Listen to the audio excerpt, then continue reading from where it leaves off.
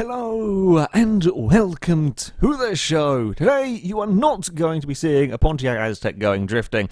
Instead, I'm going to be making a silly car build out of this one. However, the rules on the series mean that the cars have to stay with their standard driveline. So, this Aztek is going to remain front-wheel drive, while I put a maxed-out engine into it and then try and fight around a wet circuit.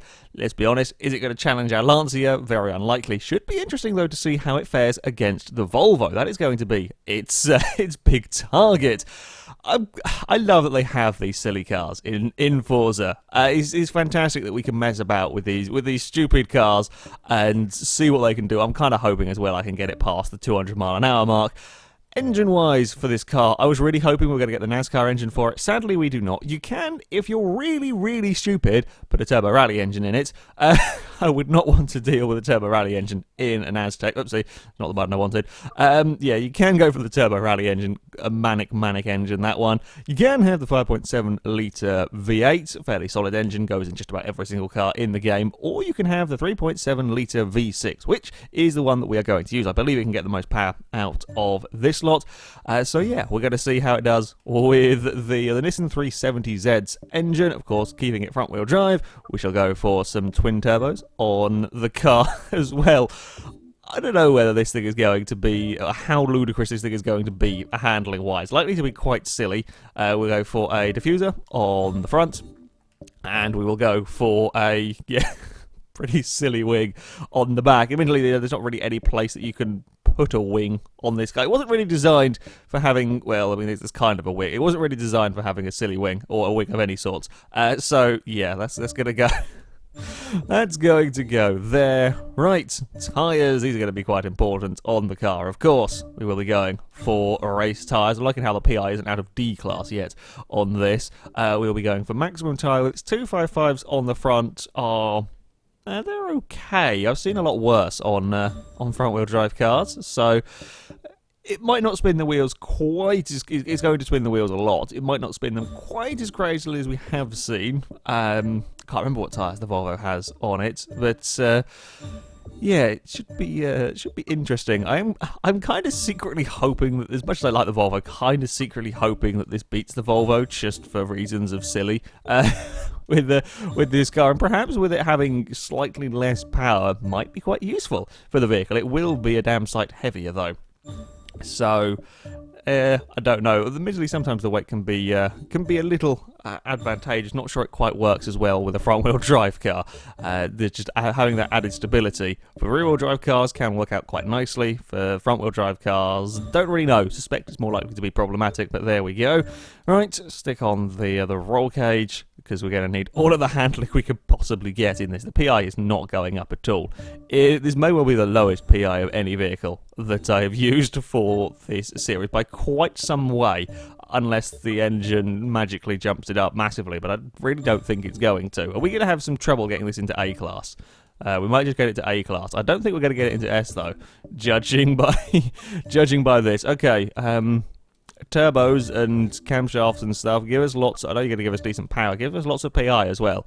This is, yeah, wow. You can get 500 horsepower in B class with a full handling build on the car. That's, yeah, that's quite impressive from the Aztek. Well, we're getting down to almost under £3,000, which is equally impressive. That's not going to last for very long when we stick the intercooler and so on the vehicle. Come on, you can get into S class at least with all of this maybe power-ish. No, it's not really going to do it, is it? We're going to be a mid-A class.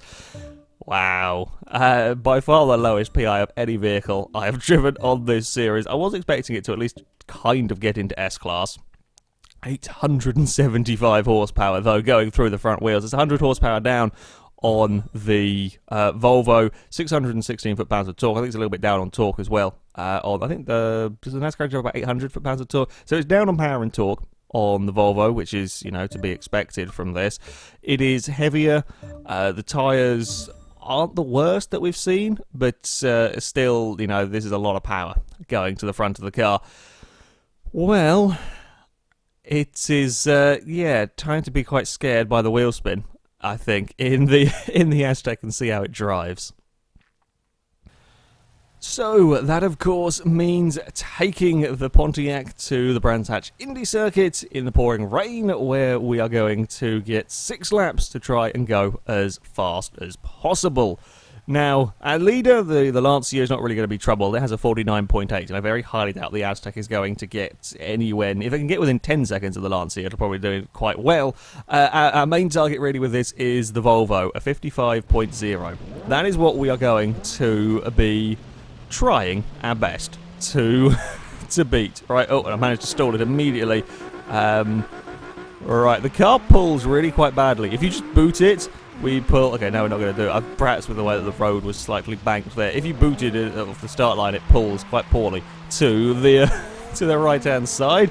So that's something we'd have to worry about. No, don't play on the curb. Curb bad. Curb bad. This could actually be the first car we see roll off a curb in a city car build. Brands Hatch is a relatively sensible place to roll cars in the wet, especially down turn 1. This next corner as well, if you hit it right, you can roll cars off this curb. We do have race suspension on the Aztek, so it is lower than it was from standard, but it's still got a pretty high centre of mass compared to everything else that has gone around here. This final corner is likely to cause the car some problems. It's pretty much the worst nightmare for a high-powered front-wheel drive car. They're just long, never-ending. You can't really get on the power at all. Maybe 4th gear would be a good idea. Oh, I can go to full throttle in 4th gear without spinning the wheels. Almost. Right, there we go. Hey, we've got it full throttle. Some cars haven't managed full throttle without spinning the wheels. It's not particularly fast, mind. 127 miles an hour make it quite a lot down on... just about everything. Most cars, I can't remember what the Volvo was doing speed-wise down that start-finish straight. Uh-oh, things have gone wrong into the first corner. That was a cold rear tyre, I think, on the grass in the wet, and it'll get turned around. Not a clever thing. Not a clever thing to be doing whatsoever. We can avoid doing that, though. Honestly, this isn't the worst car that I've had. Yeah, there is an awful lot of understeer in this one, as you can probably expect from anything with as much power going through the front wheels, but it really doesn't handle that badly. It's certainly no worse than the Volvo around here. It is slower, I think. We really struggle to get accelerating down this main street. I tried sticking it up to high gears to stop the wheel spin, but then of course we've got no real boost from the turbos, so we'll try being more sensible gear ratios. It's still about the same really, 130-ish miles an hour, so considerably down speed-wise.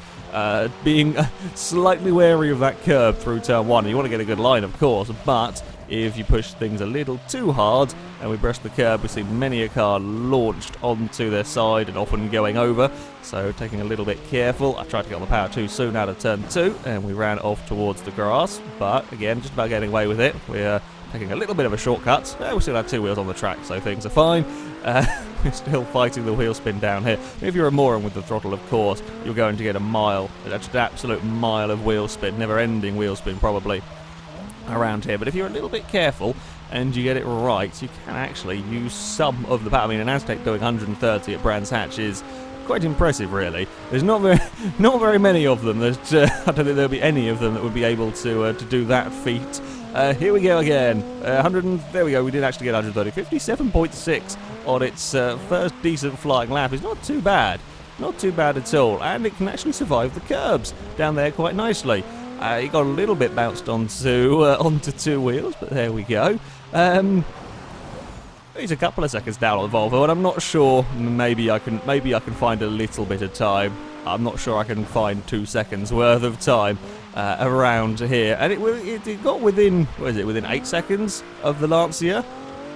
I mean, that's not too bad for an Aztek, certainly. I think this final corner is kind of part of what kills it. If we can get around here quicker, we'd be doing well, but it's just so slow, and you have to wait so long to try and get any power down onto the road. It's just waiting, it's still spinning the wheels, or if you let off, you're just not going forward very quickly. Still just about spinning the wheels. There we go. We've got some speed up towards turn 1. It just can't get it around that final corner and get it out of the corner with any speed whatsoever. Down here, you know, it's not terrible. We're not carrying as much speed as we have done in some cars, certainly, and the understeer can drag it a little wide as you're, trying to get on the power. But I think this is doing remarkably. Also, considering this is so far down on PI compared to just about everything else that has gone, and this is it's not even the top of A-class car, and it is, yeah, only a couple of seconds down on the Volvo that was R-class. I'm pretty sure that was R-class. So, considering that, I think it's doing very, very well. This Aztek. Come on, get around this final corner. We're going slightly quicker on this lap. I would quite like to get it. Maybe we could get it under a 57. I'm not sure we're quite going to be able to do that. I'm trying short shifting again out of that final corner. Get it into fourth early. That's better. That's better. We got 131 miles an hour out of it. 57.4. Can we find 4/10 of a second? Maybe just sticking it in fourth.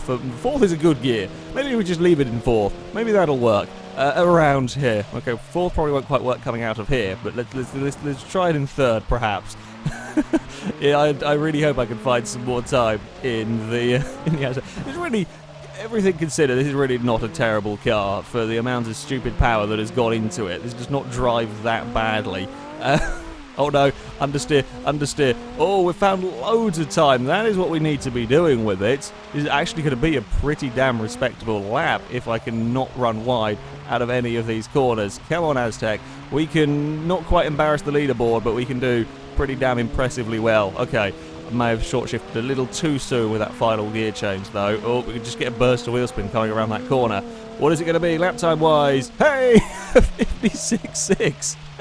I got it under 57. I'm happy with that. A 56.6 in the Pontiac. And that's not bad going for, because this is an A-class car, so miles down PI-wise. There's far too much power going to the front wheels, and it goes, well, it's only a second and a half down on the Volvo. That's pretty respectable, I think, from the Aztek. We should have some celebratory reverse donuts and make you look at the outside of the car for some more time. Yeah.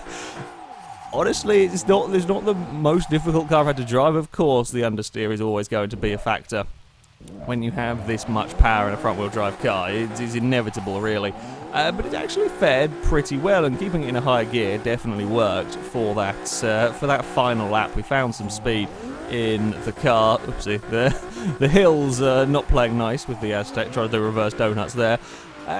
Yeah, I mean, it's at the bottom of the table, let's face it. It was always likely to end up down there, but only a second and a half down on the Volvo is a relatively respectable outing for the Aztek, I reckon. It is now time, though, to see how fast this will go in a straight line. And I really hope we can get it past 200 miles an hour. So that, of course, means bringing the car to Le Mans. I really want lots of silly speed out of the Aztek, but I suspect it's not exactly the best aerodynamic shape, so we may have some issues with this car. I'm going to dump the aero off. I'm not sure it's really going to do too much to help. 180 miles an hour is what it reckons. Admittedly, the gears are stupid, so perhaps if we sort them out, those gearing might have helped us. That might be a little short. That long gearing may well have helped us a little bit with getting that power down. 180 is, I think, what we're going to achieve with the Aztek. Let's just give it a little fiddle with the gear ratios. It's not going to be any better. 5.2 seconds to 60 in a front-wheel drive car. It's somehow with this much power as well.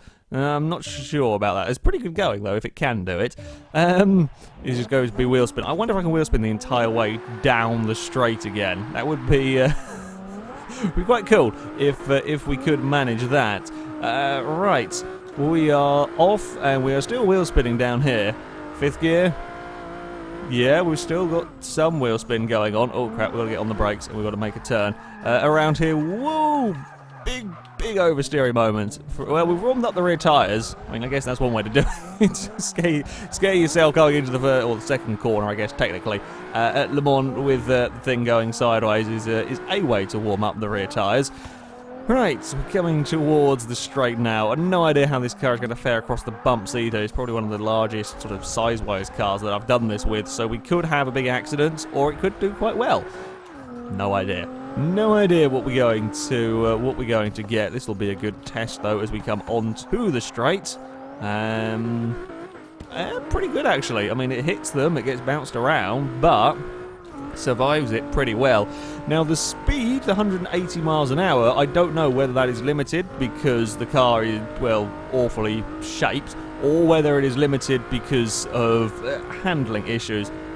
Apparently, it might also be limited because of wheel spin issues. I'm trying not to spin the wheels up, but as you can imagine, much like we saw with the Volvo, I'm actually going to extend these gear ratios because it does seem like that is getting awfully close to the limiter there. So let's go for a little bit longer on the gear ratios. It hasn't changed its supposed top speed. I wonder if that's about all that we can get power down to achieve with the car. We're flat out again. We're up to 178 miles an hour. It's still a lot of speed for an Aztek, let's face it. These bumps are causing it to burst into wheel spin whenever it crests them, which is, yeah, we can't actually seem to put any more power down. We did get 180 very briefly there, but it's just spinning the wheels. I cannot get any more power down onto the road for the Aztek. It may be able to do more miles an hour with better tyres and so on, because it's just spinning the wheels. Oh, I did see it very briefly flick 181 miles an hour. The bumps, well, were no problem. We weren't really going fast enough for it to actually cause very much, and now we've got to wheel spin the entire way down here. Yeah. It's as silly as you expect, really. Yeah, we can't get more than 180 miles an hour out of the car. Admittedly, it's not the most powerful vehicle, or not at all the most powerful vehicle, one of the lesser powered cars for this series, and it's an awful shape for going speed running with. But it's you just can't get traction with this car. It's just bouncing and spinning the wheels, so it's wasting all of the power that it does have.